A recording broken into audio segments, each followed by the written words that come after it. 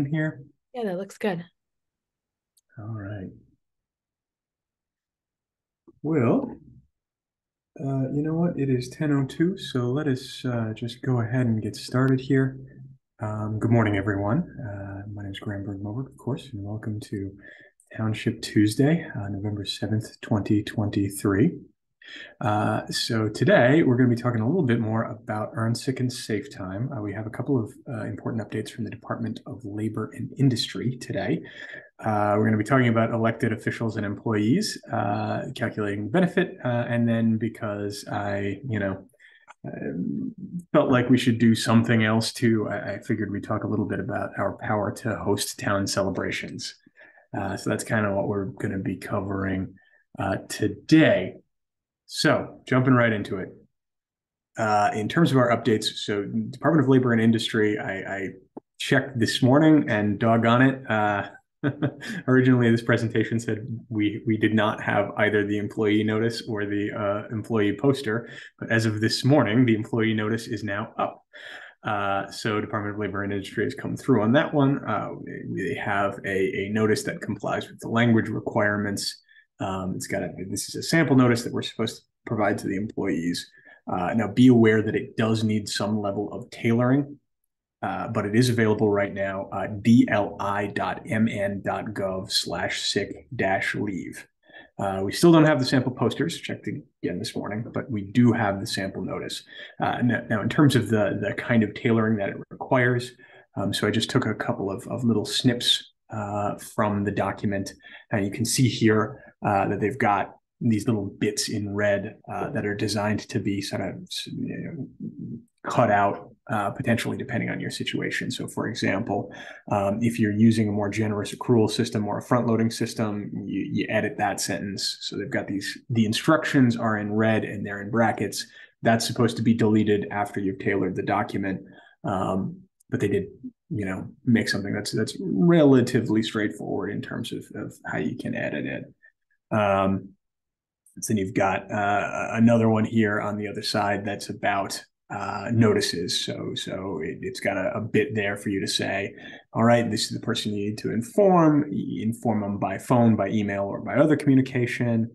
You're supposed to tell them as far in advance as impossible, but at least as is possible, but at least. And then you get to pick the day. So 7 is the maximum allowable under the present statute. But you get to pick between 1 and 7. So this is just it's a nice little document. You can tailor it to fit your needs. It does make things a little bit easier.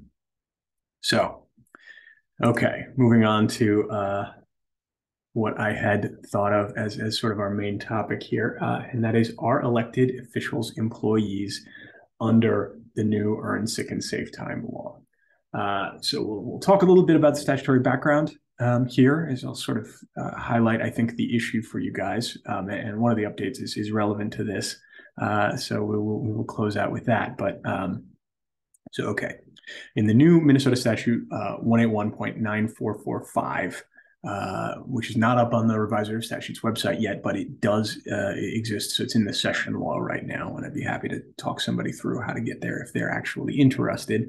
But we've got 2 relevant definitions here. So employer means a person who has 1 or more employees, and it specifically includes towns.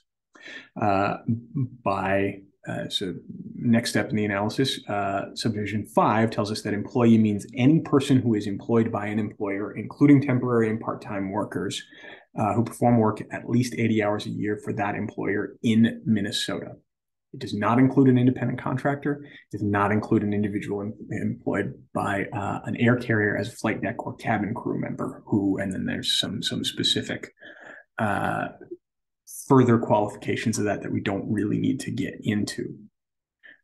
So right now, the argument presently goes, I guess, something like this. I would take the view that that definition is interesting because we have 2 very specific exclusions from a general definition. And there is this thing called the canon of interpretation. That is a set of rules for how courts interpret language when it's in a statute. That canon is expressio unis est exclusio alterius, which means that the expression of one thing is the exclusion of another. So the idea here is that because they got so specific as to say, hey, look, we're counting flight crew, but we're not counting, the guys who run trains or the guys who are on the big ore haulers up north, or other people who do this kind of like halvesy in, halvesy out of the state thing. That tends to show that electeds were excluded from the exclusion specifically, that is, that they count. Second, in the same session law, that is Chapter 53 of Session Laws 2023, we have an example of the legislature specifically excluding elected officials from a different definition of employee. So they touched Minnesota Statute 179A.03 subdivision 14, which you don't need to know or care about. The only reason it's interesting is because that also defines employees, defines it for PELRA purposes, that is Public Employee Labor Relations Act. But that definition specifically and explicitly excludes elected officials. So argument is, hey, look, they knew how to do this. They decided not to do it. Therefore, elected officials count. But that is just an argument. And there is an argument on the other side. And the other side here is persuasive too, right? So, we have this evergreen argument whenever something like this comes up, which is, the town didn't hire these people. We can't fire them. We can't control the way they do their work. So therefore, they're not employed by the township.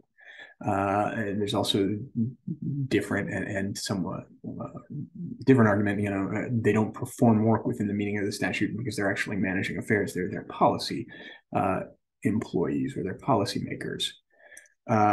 So there is a certain brute level of uncertainty in this. However, as of this morning, we got another update from the Department of Labor and Industry, which has clarified that in its view, elected officials are not employees. So I think that gives a much greater degree of safety for townships to rely on that published guidance by the Department of Labor and Industry than otherwise we would have had we been taking the more aggressive, more traditional view that they are not employees. That said, Department of Labor and Industry doesn't get to make law. They're an executive department. But, it's an extra layer of protection between us and the courts, right? So I think this substantially strengthens the position of folks who are going to argue that electeds are not employees. And that clarification was posted on their FAQ website yesterday, late afternoon, which is how we ended up with a presentation that taught the controversy.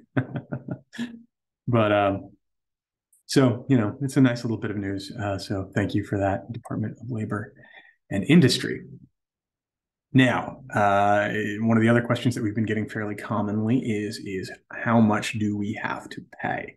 And here we've got a rule that's sort of hidden in the definitional aspects of the law again. So once again, we're looking at Minnesota Statute 181.9445 subdivision 4, which tells us quote, that it is paid at the same hourly rate as the employee earns for employment. So they very, very unhelpfully did not provide us with guidance on how to deal with situations where people are getting stipends, where people are getting salaries. That said, for most of our sort of calculating issues, the new guidance will we'll sort of defang this question, right? If we're finding out that our electeds don't count, then most of our employees are left with hourly calculations. So we're in a better spot here. So there you go. All right. Then as our little palate cleanser here, I thought I would talk a little bit about this power that's a neat little power that we don't talk about very much here at the association. So, it's not one of those mission critical powers, I would say, but it's a neat little one. I like it. So dang it, I'm going to talk about it. So we have the power under certain circumstances to host or fund town celebrations. And this comes from Minnesota Statute 365.10 subdivision 12.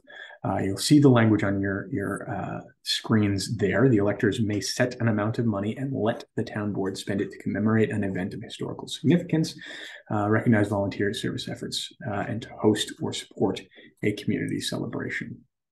So we have here a classic two-part or two-key power. The electors turn the power on. They also get to set the maximum amount of money that the board gets to spend.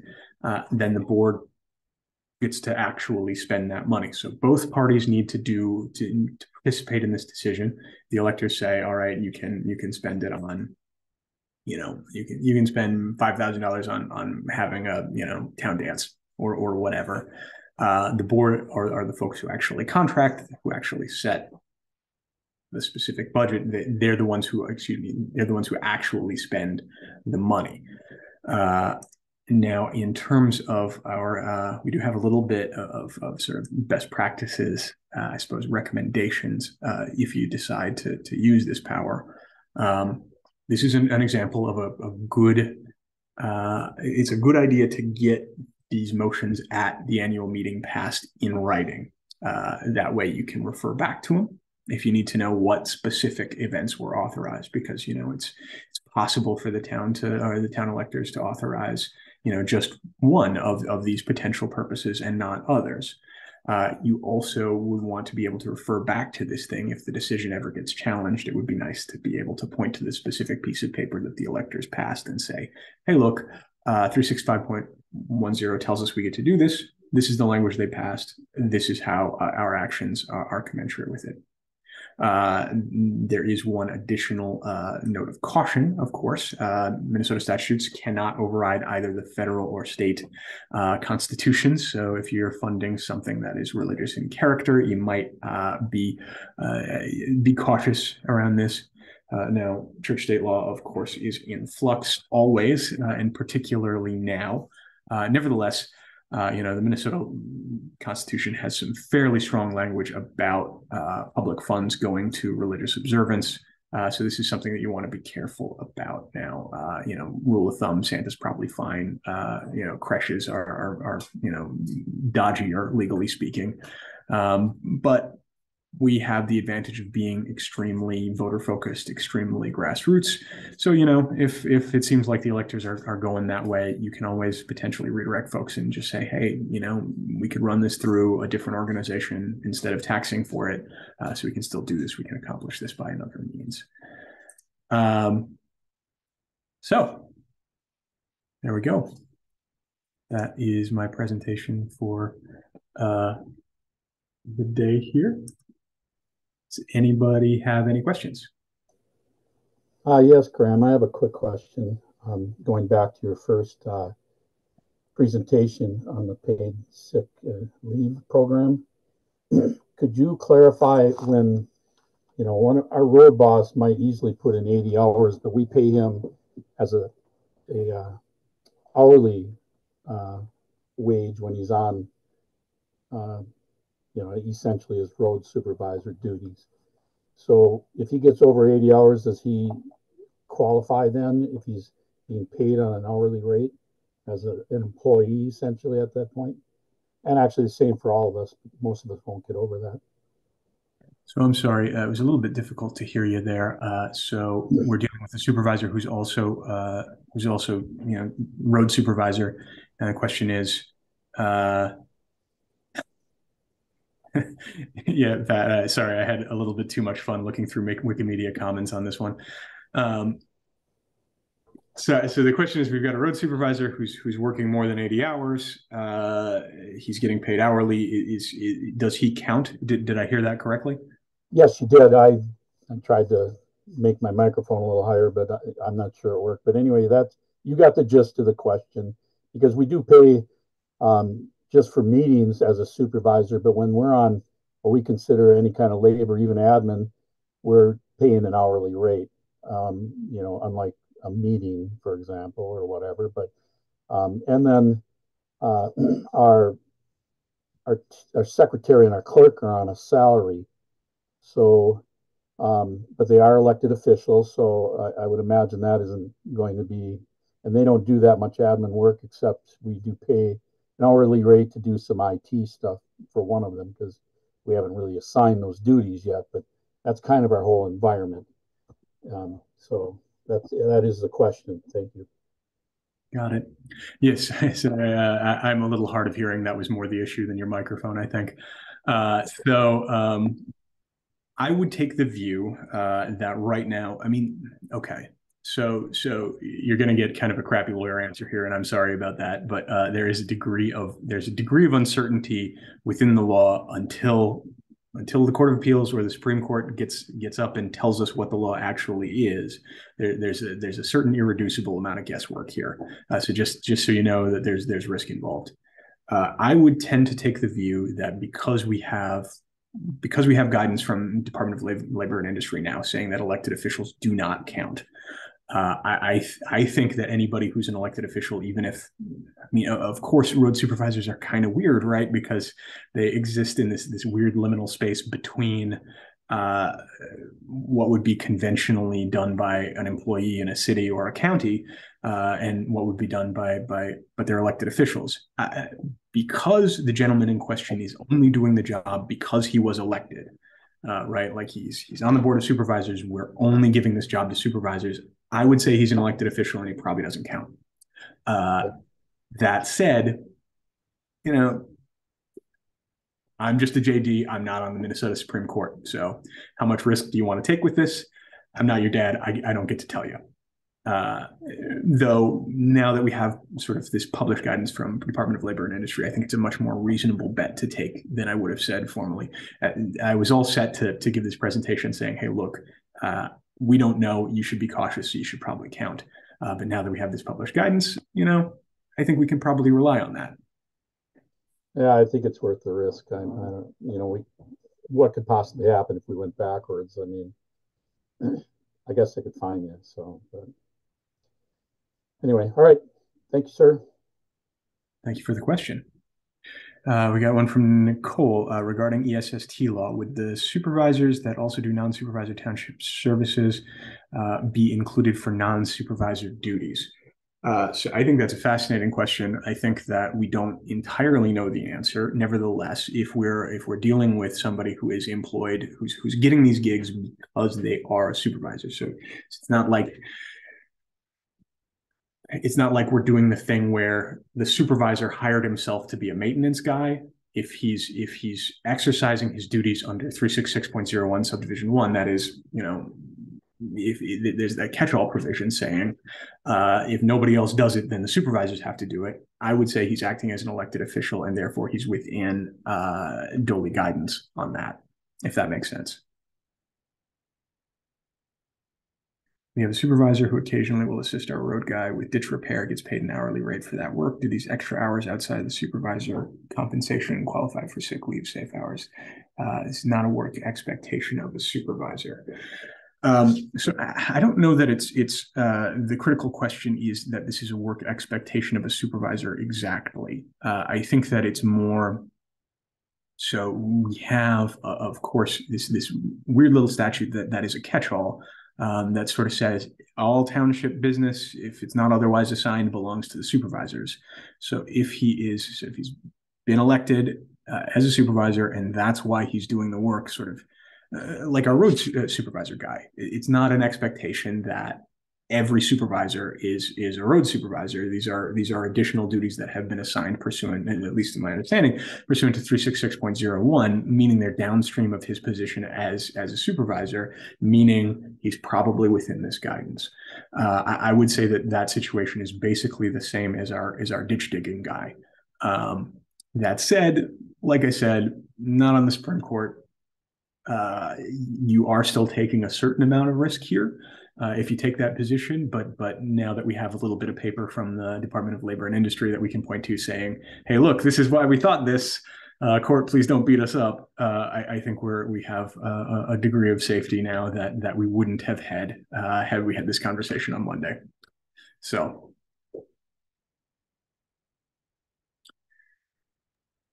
Okay. Well. Hey, Graham. How's it Hey, going? Graham. Hi. So I had somebody in here. I might have missed what you already said.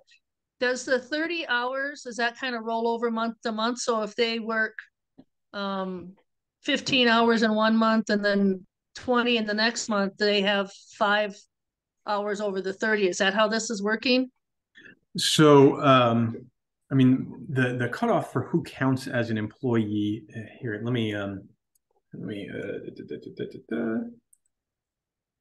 get out of my PowerPoint presentation and let's get it straight from the horse's mouth here. So, get out of here. Well, I printed off that thing from the Labor Department. What we were talking about.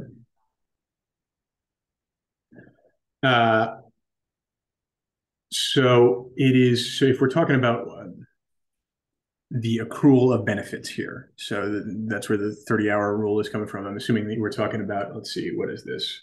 Hang on. They have very unhelpfully not given us actual, not given us actual like numbers for these questions, but just in terms of what we're seeing here. So this is the guidance that you're talking about.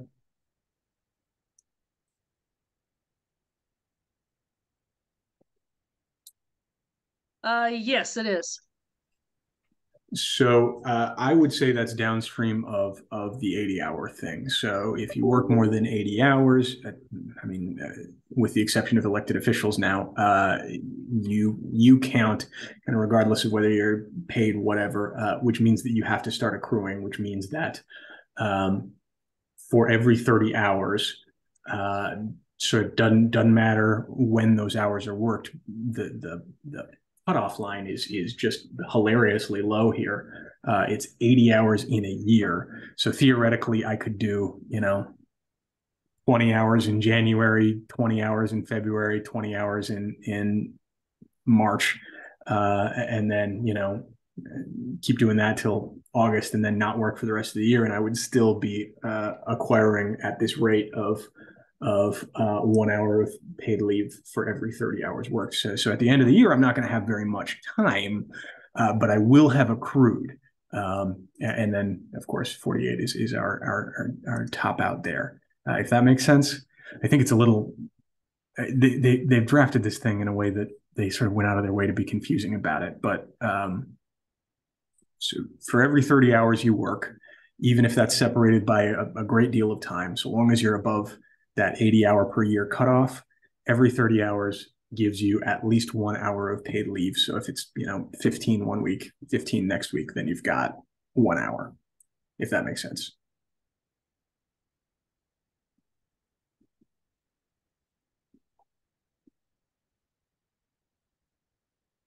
Thank you. Elected clerks and treasurers who put in well over 80 hours would not be considered employees then based on a Doley opinion, correct? We have never had the expectation of earning. Sorry, I got a little pop up in the way here. We've never had the expectation of earning a sort of PTO as elected clerks and treasurers. Sorry if I'm asking a question that was already answered. I had to take a call. Yeah, so I will, I'll just go ahead and show it to you.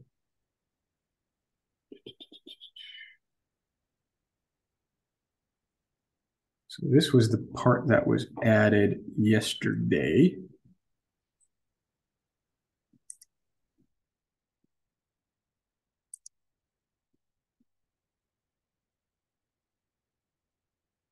Right here.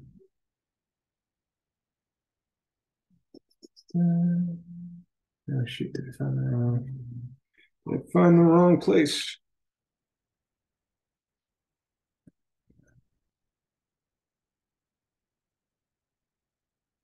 There we are. So this is this is the sum total of what we have been told. Only employees, as defined by ESST law, must be provided ESST. Elected officials are not considered employees under the ESST law.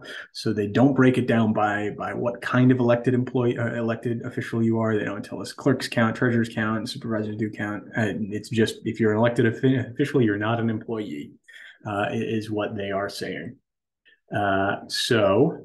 I would take the view that would be likely correct. Clerks probably don't count under this. Now, one potential complication is, what if we're dealing with an option B clerk or an option B treasurer, somebody who's appointed and kin to an employee rather than an elected official? Well, I think that they probably do count if they're no longer an elected official, which is one of the ways that we've been getting around. So for time out of mind, the Minnesota Constitution has said if you want to be an elected official, you have to come from the district. Well, we've taken the view that if you start option B, then you don't have to come from the district, meaning that you can hire a treasurer or a clerk from outside of your township. Apparently that person would likely, my guess, and this is a guess, is that person would likely be an employee under ESST, even though the position was once elected.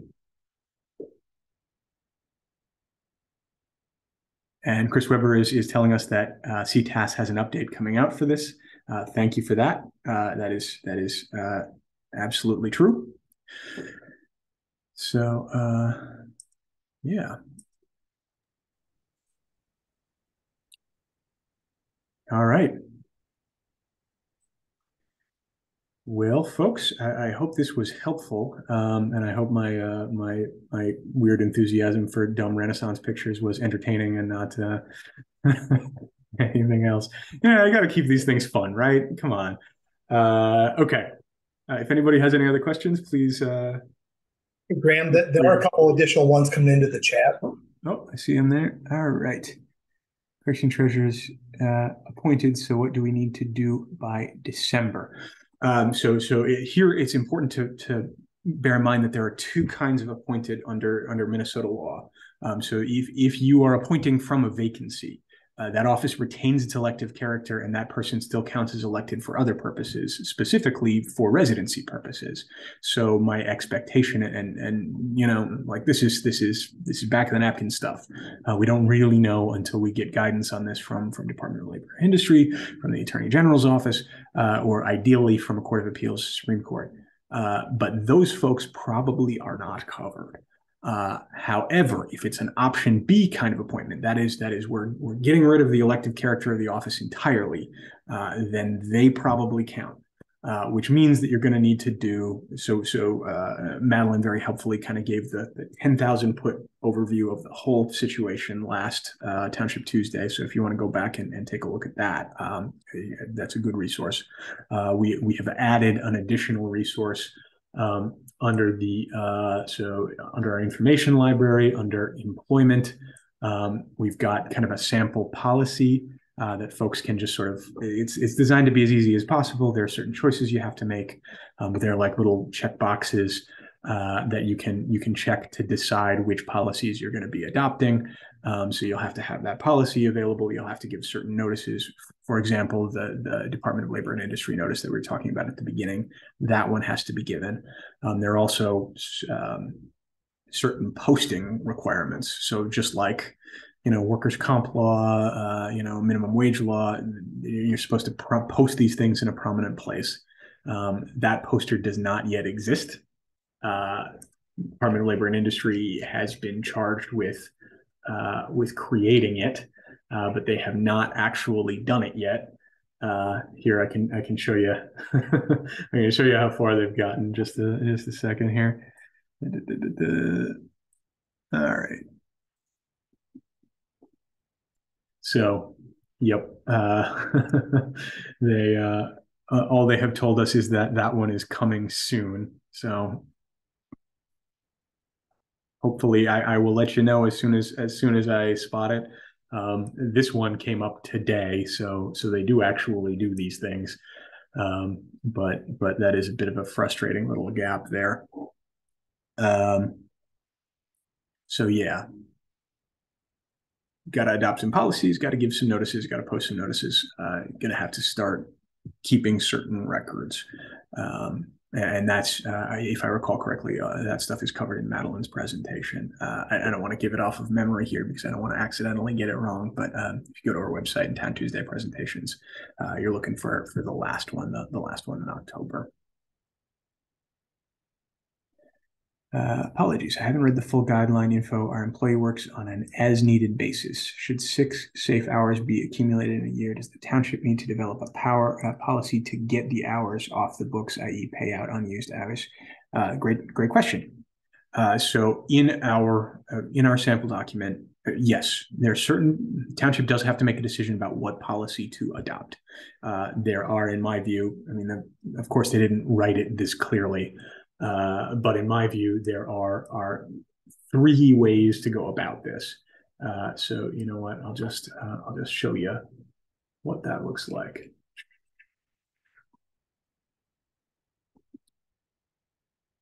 So this is what is up on the website right now. This one is pretty fresh off the presses. We finished it on Friday, I believe it was. Anyway, so town has to decide whether are you going to allow the carryover of accrued but unused sick time. You don't have to. You can instead do what's called front loading. You can say, all right, you don't get to carry over any sick time, but as soon as that calendar year hits January 1 or date of hire, you could do date of hire. Then all of a sudden you immediately get 48 hours of sick and safe time. But if you do that one, then the township shall pay accrued but unused time at the end of each year. So you would potentially be on the hook for that 48 hours. If you've got an employee who never takes any sick time off, you could potentially be on the hook for that. There is a third option, though, in lieu of permitting carryover. So you don't have to permit carryover and you don't have to pay out. But if you say no carryover, no payout, then they get access to 80 hours, not 48 hours. So you're potentially, giving a fair amount more time off there. But those are kind of the 3 options that are left to us by the new statute. So the township is going to have to pick one of those if you have any employees. Any idea when this presentation will be on the MAT website? Jaden's pretty quick about posting them. Usually day or 2. I will. It'll be soon. Certainly next few days. So. All right. Well, if there are any other questions here, I would be happy to answer them. Otherwise, thank you all very much for your time and for your attention, and hope it was helpful.